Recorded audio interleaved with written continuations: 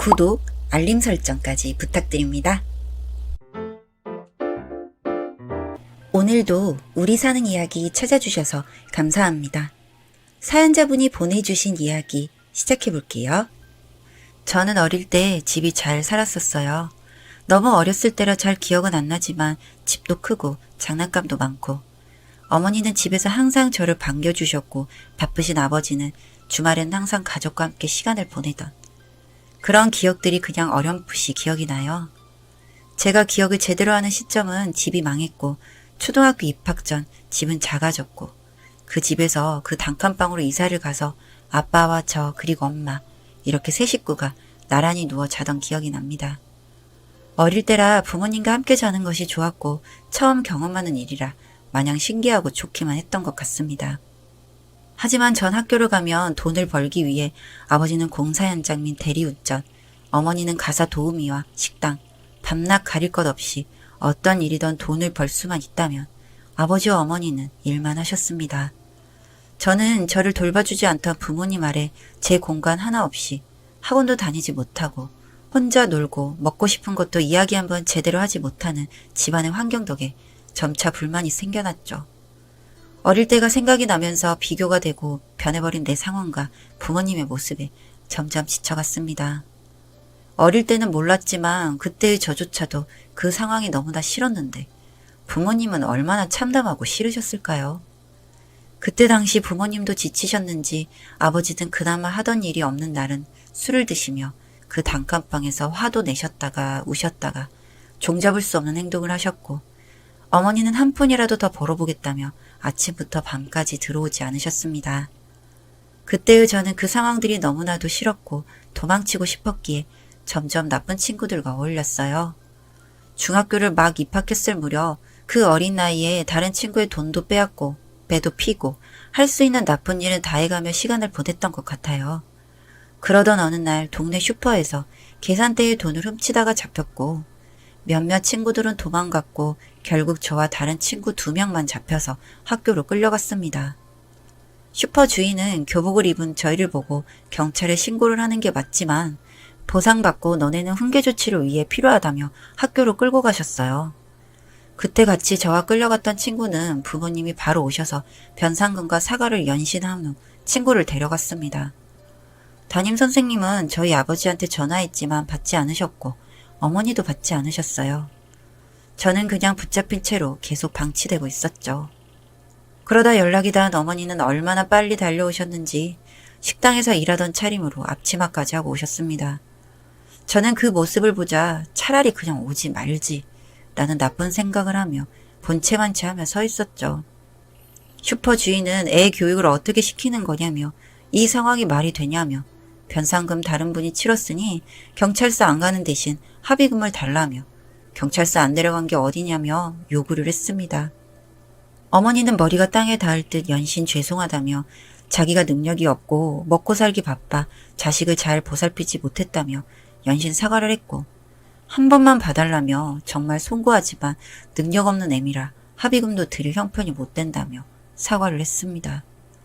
그 모습을 보던 담임선생님은 저보고 나가 있으라고 했고 저는 앞에서 잠시 눈물을 훔치다 도망쳐버렸어요. 어떻게 이야기가 잘 마무리가 됐는지는 모르겠지만 엄마는 교문을 나서려는 저를 부르며 잠깐 기다리라며 저를 쫓아오시기 시작했고 그냥 생각 없이 걷고 있던 저는 엄마의 부름에 도망치듯 뛰어 달아나기 시작했죠. 그렇게 한참을 뛰다가 길 한복판에서 울기도 하고 그런 모습에 스스로 어이가 없어 웃기도 했다가 그렇게 정처 없이 돌아다니다 집으로 갔습니다. 그런데 엄마의 모습은 없었고 아버지만 계셨어요. 아버지는 또 술을 드시고 계셨고 그 모습을 보고 저는 그냥 씻고 바로 자는 척 누워버렸습니다. 누웠는데도 잠이 오지 않던 그날 아침이 되었고 점점 이상하다 생각했어요. 왜냐하면 엄마는 들어오시지 않았기 때문이었죠. 하지만 그 집에 있는 건 더 싫었기에 학교로 등교를 했고 그날은 엄마에게 죄송하다는 말을 해야겠다 다짐하며 집으로 갔지만 그 말을 할 수가 없었습니다. 엄마는 돌아오지 않으셨으니까요. 세상이 무너지는 것 같았습니다. 믿고 싶지 않았어요. 아버지는 화를 내기 시작했습니다. 이 여자가 미쳤다며 짐 싸서 밖에다 내놓으라며 술에 취한 상태로 화를 냈고 저는 그런 아버지가 무서웠기에 어머니의 집을 정리하기 시작했습니다. 저는 그 짐 정리를 하며 확신했습니다. 엄마는 나를 떠나버린 거구나. 짐을 챙길 필요도 없었던 거구나 싶었습니다. 엄마의 짐은 짐이라고 보기도 어려웠어요. 목이 다 늘어난 티, 구멍난 속옷, 그런 옷을 가방에 넣었더니 그 가방조차 공간이 남을 정도의 짐. 그 가방을 밖에다 놓는 척하며 집 밖으로 나왔고 저는 그 가방을 안고 펑펑 울었습니다. 우리 엄마, 술 먹고 일도 안 하며 화내는 남편, 거기에 말도 안 듣고 제멋대로인 딸, 그리고 이런 말도 안 되는 옷과 살림살이들. 얼마나 벗어나고 싶었을까라는 생각이 들더군요. 왜 그날 죄송하다고 안 했을까? 아니 교문 밖을 나설 때 부르는 엄마의 목소리에 왜 도망쳤을까? 내가 잘못했다고 빌었으면 엄마가 떠나지 않았을까? 내가 엄마의 부름에 답했다면 엄마는 나를 떠나지 않았을까? 생각하며 저는 엉엉 울었습니다. 내 탓도 했다가 아버지 탓도 했다가 왜 엄마는 나에게 이야기해주지 않을까? 왜 도망밖에 답이 없었을까 하면서요. 그런데 아버지는 점점 더 심하게 폭력적으로 바뀌셨습니다.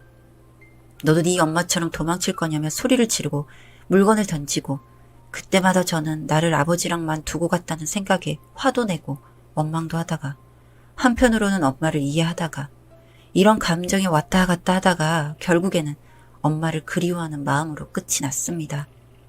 점차 아버지의 행동들이 익숙해져 갔고 아버지도 돈이 없는 현실에 공사장으로 출근해서 일을 시작하셨어요. 그렇게 일을 시작하시면서 바뀔 줄 알았던 아버지는 일은 하셨지만 일을 하던 중이건 집에 있건 술을 항상 놓지 않으셨죠. 무능력한 아버지 덕분인지 다행히도 중학교 졸업까지는 할 수 있었고 고등학교로 진학을 했습니다. 입학과 동시에 교복 살 돈도 없어서 겨우겨우 알바를 해서 모았던 돈을 중학교 갓 졸업한 저에게는 전 재산이자 엄청나게 큰 돈이었던 그 돈으로 교복을 사서 입었습니다. 남들은 이쁜 옷을 사거나 가지고 싶은 물건을 살 때 저는 제가 필요한 교복을 샀죠. 그렇게 겨우겨우 구색을 맞춰 입학 후 학교를 다녔습니다.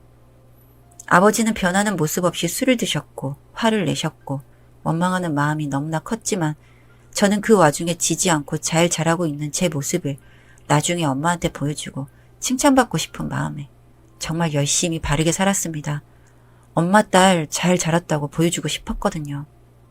그런데 제가 엄마에게 잘 자란 제 모습을 보여주는 것보다 아빠를 원망하는 마음이 컸던 것일까요?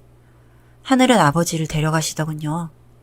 아버지는 공사 현장에서 사고가 났고 응급실로 옮겼지만 결국 깨어나지 못하셨다고 했습니다. 그렇게 저는 혼자가 되었습니다. 장례식장에 혼자 그 앞에 앉아 있었고 제일 먼저 아버지가 일하시던 공사 현장 관계자분들이 오셨습니다. 호적상에 있던 어머니를 찾으셨지만 어디 있는지 모르겠다는 제 답변에 살짝 당황하시더니 이내 위로의 말씀과 사과를 하셨고 허탈감과 삼실감으로 지배된 제 몸은 그 사람들의 이야기를 다 이해할 상태가 아니었어요. 언뜻 이해한 내용으로는 사망보험금이 법적 배우자인 어머니가 있어야 한다는 이야기와 제 손에 돈봉투를 주시며 금액으로 산정할 순 없지만 위로의 마음으로 준비했다. 이런저런 말들과 함께 인사하고 가버리셨습니다. 그렇게 저는 정말 혼자가 되어 멍하니 앉아 있었습니다. 그렇게 한참을 앉아 있었을까요? 갑자기 얼굴도 잘 몰랐던 아버지의 형제분들이 들어오셨습니다. 처음에는 어린 것 혼자 어쩌냐며 딱하다며 아버지께는 절도 안 드린 상태로 저를 위로하셨습니다. 그런데 그 걱정도 잠시 일하다 다친 건데 보험금은 어떻게 되냐며 회사 사람들은 왔냐며 법적 대리인이 필요할 테니 도와주겠다며 이야기를 해오는데 저는 그 순간 정신이 번쩍 들더군요. 아, 진짜 세상에 믿을 어른 없구나라는 것을 빠르게 깨달아버리고 저는 냉정하게 이야기했습니다. 집 나간 엄마가 호적상 정리 안 돼서 나는 모른다 라고 소리치듯 말했고 어르신들은 눈치를 보시더니 어머니는 어디 갔냐고 연락을 하냐며 캠으로 오기 시작했습니다. 저는 악에 바칠 대로 바쳐서 난 어머니도 모르고 당신들도 누군지 모르니 나가라고 소리쳤고 저는 그렇게 혼자 장례식을 마무리했습니다. 위로금이라고 받았던 현금으로 월세를 내고 할 수 있는 알바를 해가며 식비로 충당하며 꿋꿋하게 혼자 남은 제 삶을 살아가고 있었습니다. 고등학교 3년 정도는 월세로 버틸 수 있을 거라 생각했지만 어린 나이에 세상 물정을 몰랐던 저는 공과금에 월세에 다달이 나가는 돈을 혼자서 감당하다 보니 알바를 해도 채워지지 않았고 월세방은 보증금을 다 축내버리고 졸업까지는 버틸 줄 알았는데 말도 안 되는 계산이었더라고요. 고3 졸업을 앞둔 12월 남들은 대학 갈 생각을 하고 성인이 된다고 기뻐했지만 저는 생활고 걱정을 하고 있었습니다.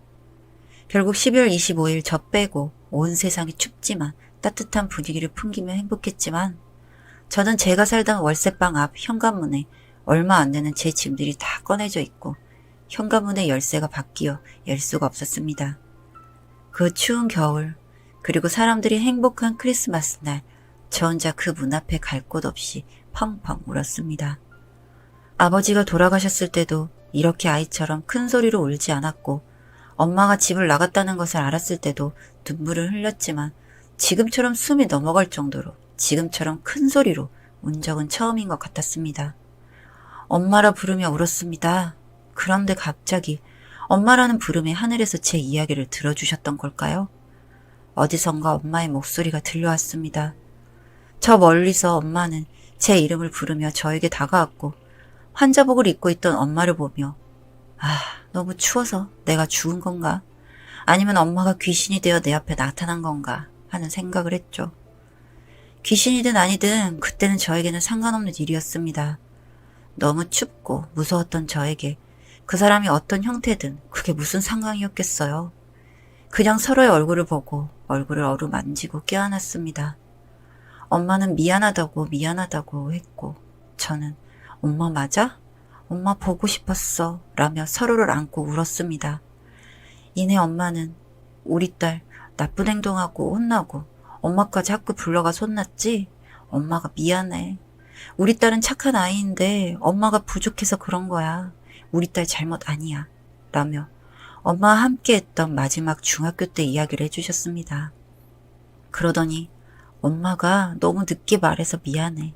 이 말을 바로 해주고 싶었는데 그동안 엄마가 사정이 있었어. 라며 눈물을 흘렸고 저는 엄마와 손을 잡고 엄마의 집으로 들어가게 되었습니다. 엄마의 집은 엄청 크고 방도 많았습니다. 그렇게 따뜻한 곳에서 서로 잠시 숨을 고른 뒤 이야기를 시작했습니다. 엄마는 그날 교문 밖으로 뛰어나가는 저를 보고 뒤따라 뛰었지만 저를 보지 못했고 집으로 가서 기다리려는 순간 반대편 도보에서 저의 모습으로 보이는 사람이 있었다고 했습니다. 당연히 저인 줄 알았던 사람을 보고 초록불에서 빨간불로 바뀌는지 모르고 가다 사고를 당하셨다고 했어요. 본인이 사고를 당한 줄도 몰랐는데 일어나 보니 병원이었고 그 당시 자신의 이름도 사는 집 주소도 기억을 못하는 상태로 깨어났다고 하더군요. 그런 엄마의 상태를 보고 걱정하던 사고 당사자분들은 엄마의 행색이나 차림새를 보았을 때 도움을 주고 싶다 생각하여 엄마를 본인들의 집을 임시 거처로 하고 치료를 진행하자고 했다고 합니다. 그리고 다행인지 행운인지 그분들은 여유가 많으신 분들이라 엄마에게 많은 도움을 주셨고 몸은 멀쩡해졌지만 기억이 없던 엄마에게 가서 도우미 일을 부탁하셨고 감사한 마음으로 그곳에서 일을 시작하셨다고 해요. 아무 기억이 없으니 엄마도 막막했는데 그렇게나마 일도 하고 돈도 벌고 그분들과도 많이 친해졌다고 했습니다. 그러던 중 저희 엄마의 음식 솜씨가 너무 아깝다면서 식당 한번 운영해보는 건 어떻겠냐고 제안을 하셨다고 합니다. 사고를 내신 분들도 참 좋으신 분들이었던 거죠. 여기까지 이야기를 들으면서도 저는 몇 번 심장이 떨어졌다가 마음이 따뜻해져서 뭉클했다가를 반복했는지 모릅니다. 그렇게 엄마는 식당을 운영하시면서 열심히 사셨다고 해요. 입소문을 타서 그 식당이 또 잘 되어서 그 식당이 있는 건물을 살 정도로 성공하셨다고요. 물론 오래된 아주 작은 건물이라고는 하셨지만 말이죠. 그게 무슨 상관인가요? 여튼 그렇게 열심히 살아오시던 엄마는 이상하게도 교복을 입고 다니는 학생들을 봤을 때 이상한 감정이 들었었다고 합니다. 그러던 중에 길을 건너다가 또 한 번 사고를 당할 뻔했다고 하셨어요. 학생이 횡단보도를 건너고 있는데 한 차가 속도를 줄이지 않는 것을 보게 된 엄마는 그 학생을 구하기 위해 뛰어들었다고 하시더군요. 다행히 경미한 교통사고로 마무리되었고 그때 후 충격 때문인지 뭔지 기억이 돌아왔다고 하셨습니다. 기억이 돌아오자마자 엄마는 병원에서 바로 절 찾으러 나오시는 길이라고 했어요. 다행히 저는 엄마와 살던 그 집에서 지내고 있어서 엄마와 만날 수 있었던 거였죠. 엄마의 이야기를 듣는 내내 저는 눈물이 나서 혼났습니다. 엄마의 따뜻한 목소리와 엄마의 품속. 이게 꿈일까 걱정이 돼서 엄마의 옷을 꼭 잡고 놓지 못하겠더라고요. 그렇게 엄마의 이야기가 끝나고 눈물을 흘리며 엄마는 저에게 어떻게 지내왔냐고, 얼마나 힘들었냐며 안아주셨습니다. 저는 그 품 안에서 엄마가 집을 나간 줄 알고 오해했던 일부터 아빠의 사고, 그리고 엄마가 없었던 저 혼자만의 시간들을 이야기했습니다. 이렇게 들어줄 엄마를 다시 만나지 못할 줄 알았는데 엄마를 만나다니 너무 감사하고 심장이 두근거려서 잠을 잘 수도 없었습니다. 엄마는 제 이야기를 다 들어주시고 제 등을 쓸어주시면서 말씀하셨어요. 미안해 딸. 엄마가 함께 해주지 못해서. 엄마가 늦었지만 지금부터라도 우리 딸에게 모든 걸 다 해주고 싶어. 그러려고 엄마가 열심히 살았었나 봐. 이제부터 우리 둘이 정말 행복하게 살자. 그동안 너무 고생했어, 내 딸. 그 이후 엄마의 식당은 더 잘 되어갔고 저는 그동안 못했던 공부를 하고 싶어서 열심히 했습니다. 재수를 마음먹고 정말 열심히 했고 제가 원하는 대학에 합격할 수 있게 되었어요. 어학연수도 다녀오고 열심히 자격증도 따고 토익 공부도 해서 대기업에 취직도 했습니다. 저는 엄마에게 자랑스러운 딸이 되기 위해, 엄마는 저에게 그동안 혼자 뒀던 시간을 보상해주기 위해 정말 열심히 살았던 것 같습니다. 저의 모녀는 앞으로도 이렇게 살아가려고요. 엄마의 소소한 기념일도 다 챙겨가며 서로에게 좋은 일이 있을 때 작은 케이크를 두고 축하도 하며 서로의 이야기를 매일 밤 들어주며 그렇게 살아보렵니다. 제 행복한 이야기, 제 전부인 엄마의 이야기를 들어주셔서 감사합니다. 사연은 여기까지였고요. 우리 사는 이야기 시청해주셔서 감사합니다.